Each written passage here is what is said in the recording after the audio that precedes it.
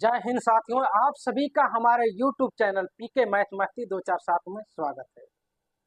इस समय आप पढ़ रहे हैं चक्रवृद्धि ब्याज और यह चक्रवृद्धि ब्याज का तीसरा क्लास है। हम पहले क्लास में जो परंपरागत चक्रवृद्धि ब्याज का सूत्र है वह बताएं, दूसरे के क्लास में चक्रवृद्धि ब्याज लगाने की ट्रिक बताएं और अब से जो क्लास चलेगा इस क्लास में वो जो पुराने तरीके से चक्रवृद्धि ब्याज निकाला जाता है वह भी तरीका बताएंगे और ट्रिक से किस तरह चक्रवृद्धि ब्याज निकाला जाता है वह भी तरीका बताएंगे। आपको जो भी तरीका पसंद आए वह आप इस्तेमाल कीजिएगा। अगर ट्रिक वाला समझ में आ जाए तो उसको इस्तेमाल कीजिएगा, परंपरागत समझ में आ जाए तो उसको इस्तेमाल कीजिएगा। अगर अब तक हमारे चैनल को सब्सक्राइब नहीं किए हैं तो सब्सक्राइब कर लीजिए, क्योंकि इस पे प्रतिदिन सुबह 6 बजे और शाम को 6 बजे गणित का क्लास चलता है। तो चलिए बिना देर किए हम सवाल लगाते हैं। जो बोर्ड पे सवाल दिखाई दे रहा है और सवाल क्या है देखते हैं। इस सवाल को हम दो तरीके से लगाएंगे, एक ट्रिक विधि से लगाएंगे और परंपरागत जो सूत्र है उससे लगाएंगे। और आपको जो तरीका पसंद आए वो इस्तेमाल कीजिएगा। तो चलिए सवाल लगाते हैं, देखते हैं सवाल है क्या। 1600 रुपये की राशि पर 15% वार्षिक चक्रवृद्धि ब्याज दर से 2 वर्ष में चक्रवृद्धि ब्याज की राशि क्या होगी। तो पहले चलिए आइए वो जो सूत्र वाला है, सूत्र क्या है चक्रवृद्धि ब्याज में मिश्र धन का। मिश्र धन को जिसको ए से प्रदर्शित करते हैं, पी से मूलधन को प्रदर्शित करते हैं, एक धन आर दर को प्रदर्शित करते हैं बटे 100 और यह समय। इससे निकालते हैं, पहले यह निकाल लेते हैं मिश्र धन और मूलधन है ही, और जब चक्रवृद्धि ब्याज निकालेंगे तो इसमें से मिश्र धन में से मूलधन को घटा लेंगे तो चक्रवृद्धि ब्याज आ जाएगा। और चक्रवृद्धि ब्याज और साधारण ब्याज में अंतर आप जानते हैं कि जो साधारण ब्याज है उसमें ब्याज मूलधन पे ही लगता है और जो चक्रवृद्धि ब्याज है ब्याज पे भी ब्याज लगता है। तो आइए चक्रवृद्धि ब्याज इस सूत्र से लगाएं जो परंपरागत तरीका है। देखते हैं ये क्या है। मूलधन पी को प्रिंसिपल वैल्यू कहते हैं, जो मूलधन है 1600 है। यार जो दर है 15% है और टी जो समय है 2 है। तो आइए मिश्र धन निकाल लें। ए बराबर 1600 एक धन ये 15/100 और ये 2।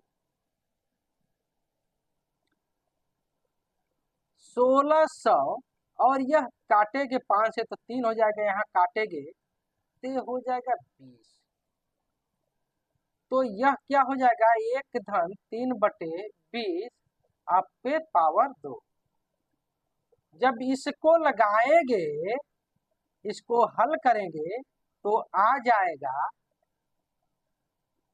अभी कोष्टकवा में रहने दीजिए, 23/20 पे घात 2।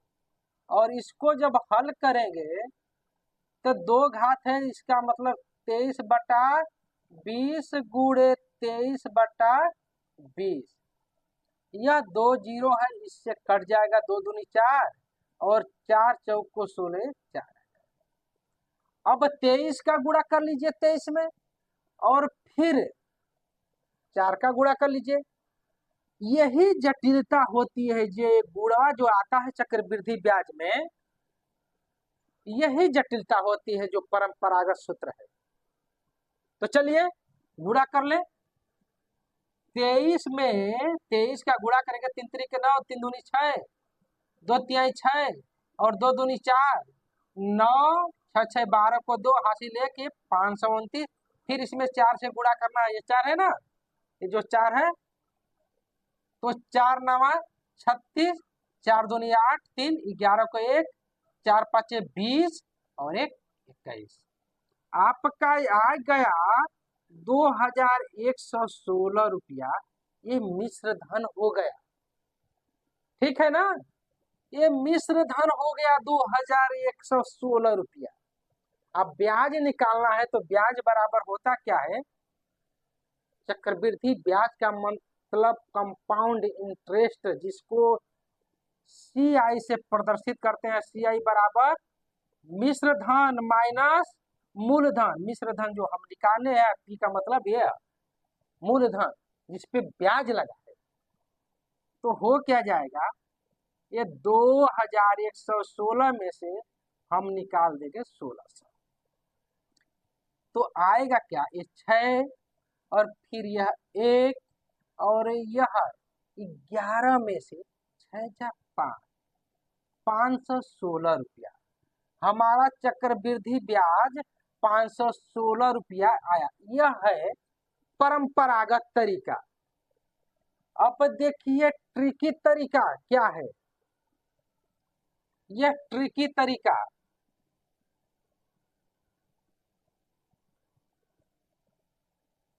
है क्या कि जो 1600 पे 15% वार्षिक चक्रवृद्धि ब्याज की दर है, आने की जो 1600 रुपया है ना, उस पे एक साल में 15% ब्याज लगता है। 15% का मतलब कि 100 रुपया अगर है, मान लीजिए अगर उधार दिया गया है या लिया गया है 15% पे, तो 100 रुपया पे 15 रुपया एक साल में ब्याज देना है। 15% का मतलब यही होता है। तो यहाँ जब 1600 है तो 1600 का 15% एक साल का ब्याज होगा। हमको 2 साल का ब्याज निकालना है, और वो भी कौन? चक्रवृद्धि ब्याज। चक्रवृद्धि ब्याज का मतलब ये होता है कि जो ब्याज लगता है अगले साल उस पे भी ब्याज लगने लगता है। जो ब्याज एक साल में मिल जाता है और जब अगला साल स्टार्ट होता है तो जो ब्याजवा मिला रहेगा उस ब्याजवा पर भी ब्याज लगने लगता है। उसी को हम चक्रवृद्धि ब्याज कहते हैं। तो चलिए पहले हम 1600 रुपये पर 15% एक साल का ब्याज निकाल लें। 1600 रुपये पर 15% की दर से एक वर्ष का ब्याज कितना हो जाएगा? 1600 का 15%। यह इससे कट जाएगा। 16 में 15 का गुणा करिए, क्या आ जाएगा?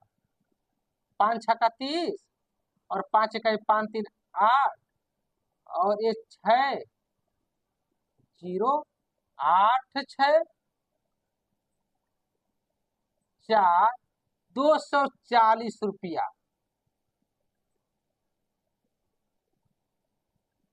240 रुपया एक साल का ब्याज आ गया।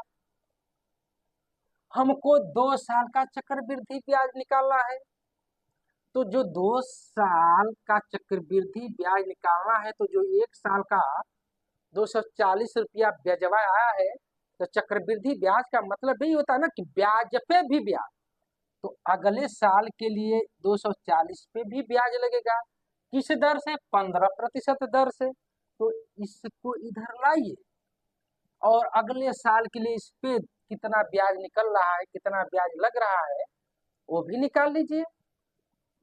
चूंकि 240 रुपया 15% की दर से रुपया पर